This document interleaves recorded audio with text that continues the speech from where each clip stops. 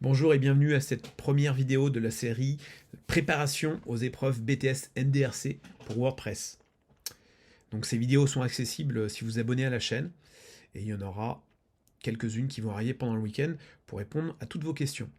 On va commencer par les premières questions WordPress qui concernent le chapitre Apparence.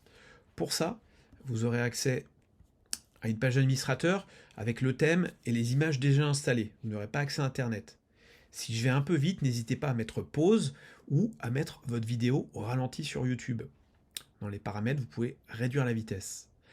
On va commencer par les questions. On me demande de créer ou modifier l'identité du site. Ça, c'est dans le chapitre Apparence. Donc je vais aller dans Apparence, Personnaliser, et on me demande de créer ou modifier l'identité du site. Donc je vais sur Identité du site.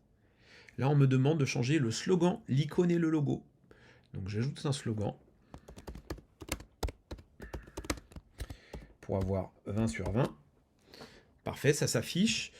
J'ajoute un logo. Alors je vais chercher dans ma médiathèque. Il faut que je trouve quelque chose qui soit, si possible, voilà, comme ça, en PNG.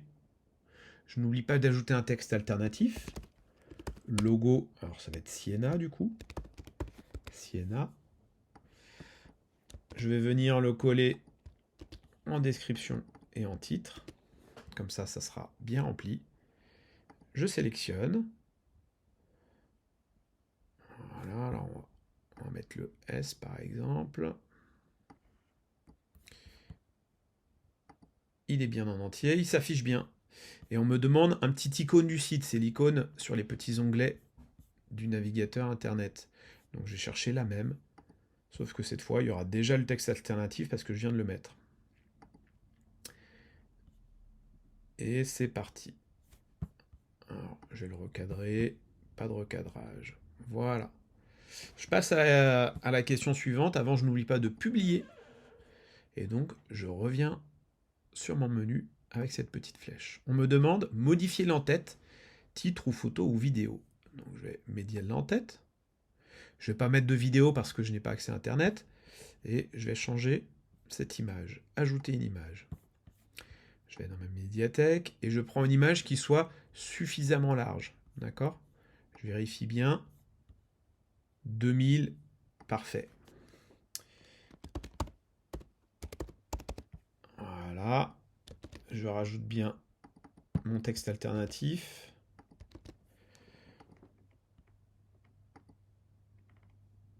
Effectivement, j'ai bien changé l'apparence.